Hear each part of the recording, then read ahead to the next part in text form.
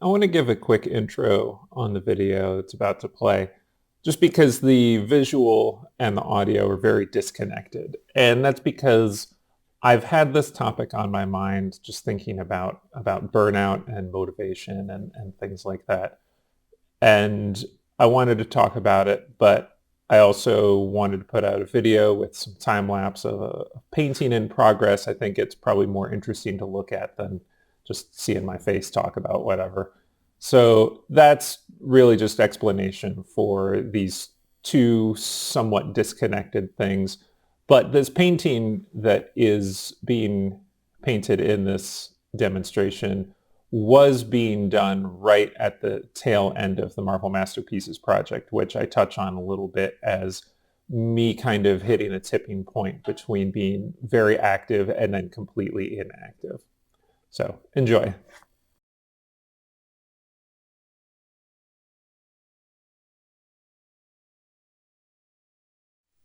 Hey everyone.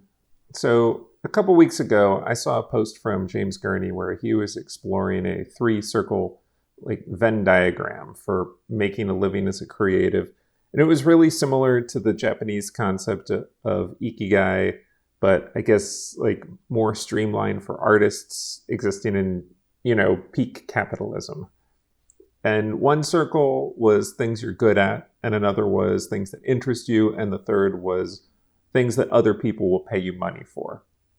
So the overlap was always deficient in two circles, and only all three circles together could lead to a rewarding, sustainable career. And obviously, if you're good at something and enjoy doing it, but it can't be monetized, and I apologize for using the word monetized, but please stay with me, you won't be able to make a living doing that. And if you love something that can earn income, but you're not very good at it yet, you'll struggle to make a living. And if you're good at something that other people value, but you don't find it interesting or enjoyable, you'll be filling your days doing something you dislike, and this is not long-term sustainable either.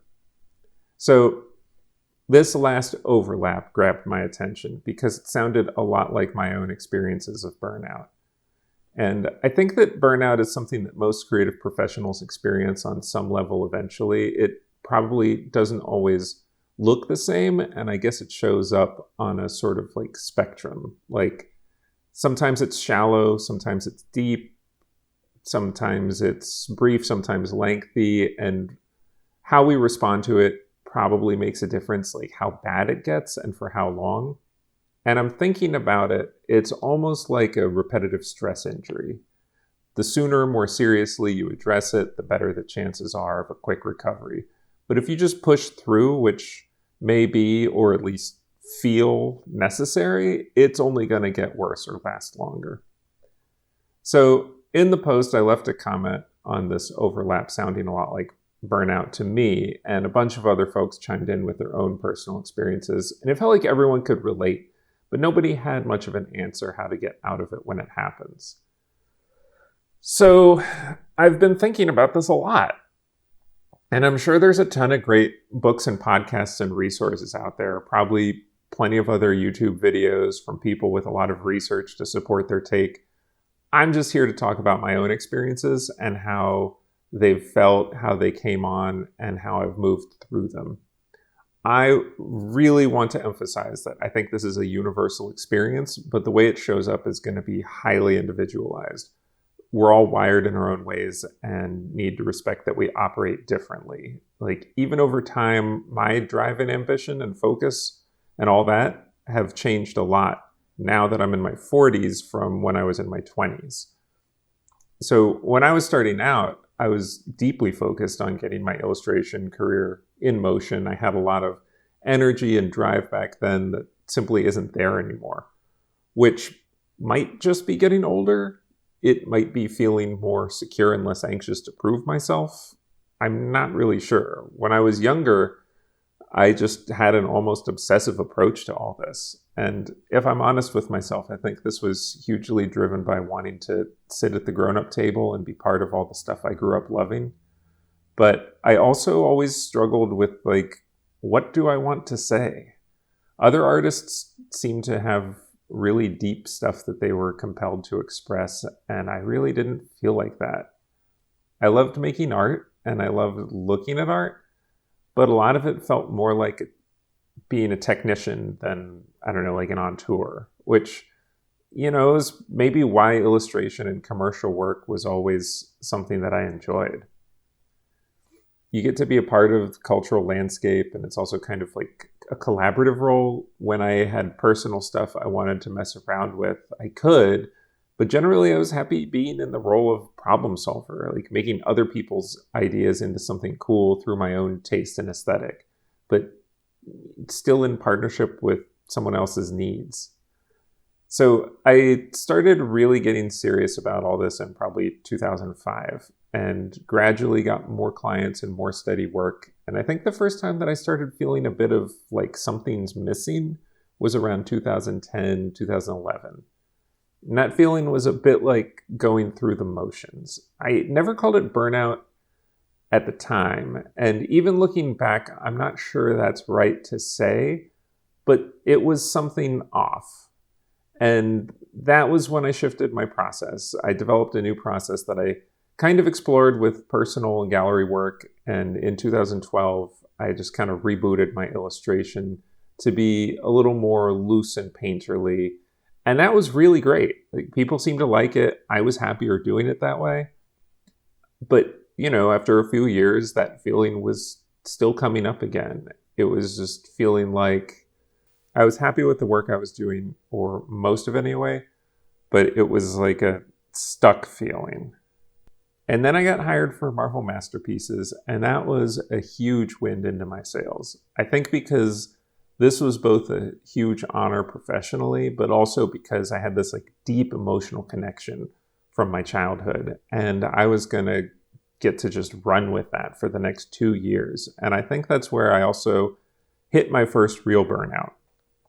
The way I approached Masterpieces, I spent the first several months just kind of warming up the engine. I was still doing other stuff for other clients and slowly getting into the research and rough sketching for the Marvel stuff.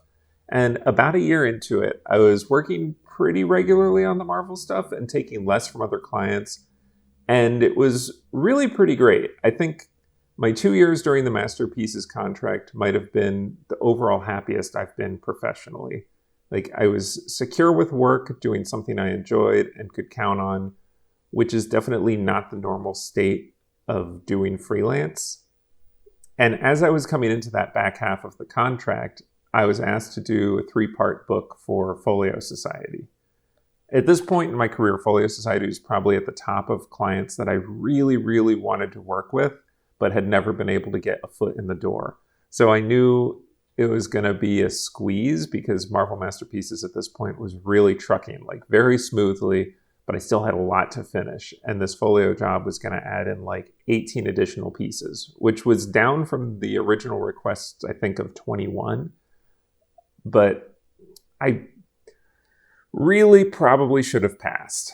I should have said, I'd love to, but please get back to me in 8 months and we can do something else. But I was worried I wouldn't get another shot. And so I said, yes, I can make this work. And I did.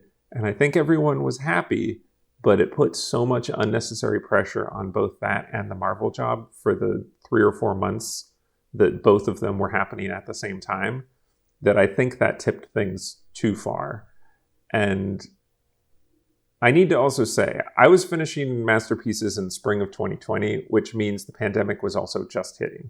So that was the time when everyone was most freaked out and adjusting to how fucked everything was.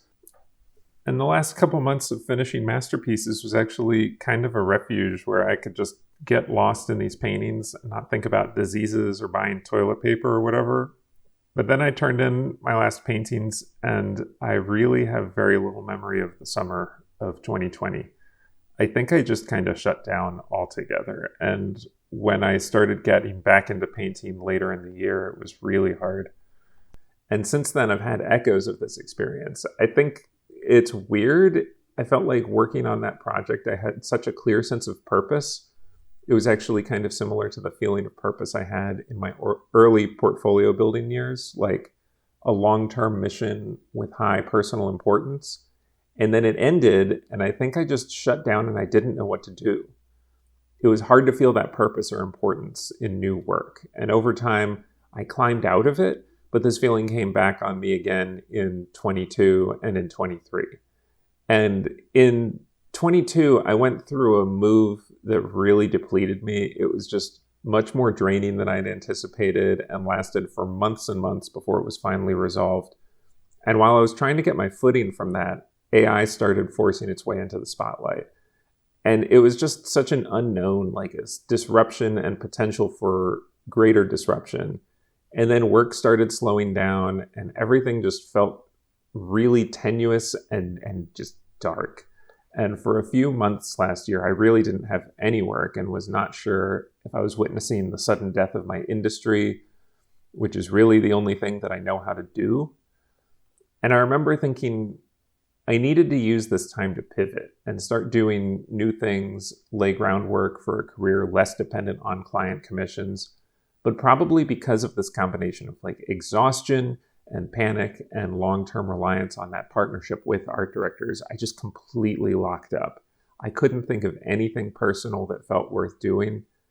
I have years of tools in my tool bag to work through obstacles, but the absence of like meaning, purpose, or joy was an obstacle that I didn't know how to climb. And looking back on it now, I think, for me at least, maybe those are conditions that you can't create under. That the threat and fear was just too strong to connect with creative ideas. And I'd like to say I found the escapism of art and that like pulled me out, but it didn't. I just felt like everything was frivolous and pointless and stupid.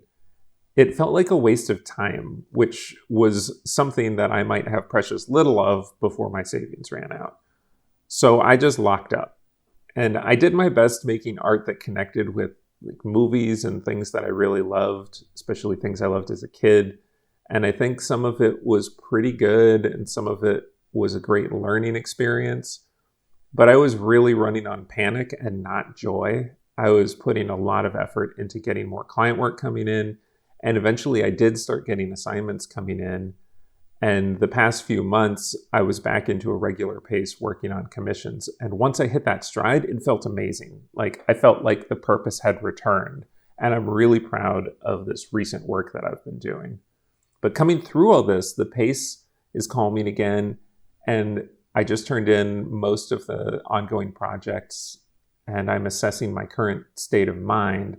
And I think this is the headspace for me to find that personal direction and go exploring. At the end of all this, I don't know if I have an answer to the question of burnout, but I can say purpose and believing in purpose are extremely important. I think that's part of why the AI stuff is so demoralizing. It's not that I feel like it can replace me or my point of view, and that is a whole nother conversation, but because it suggests a future where none of this means anything and art is reduced to assets. And you can't make a living. So there's this loss of emotional purpose and also loss of practical purpose. And then you're just sitting alone with no purpose left. But I just have to keep reminding myself that that is the fear and not the reality, or not yet anyway. And I'm working right now to keep that in my mind as I reconnect with all the things that I've always loved about painting and about fantasy and science fiction art. And I'm going to try my best to not let go of that. I know I'm going to have low days ahead and slow periods and other stuff like that, and that's okay.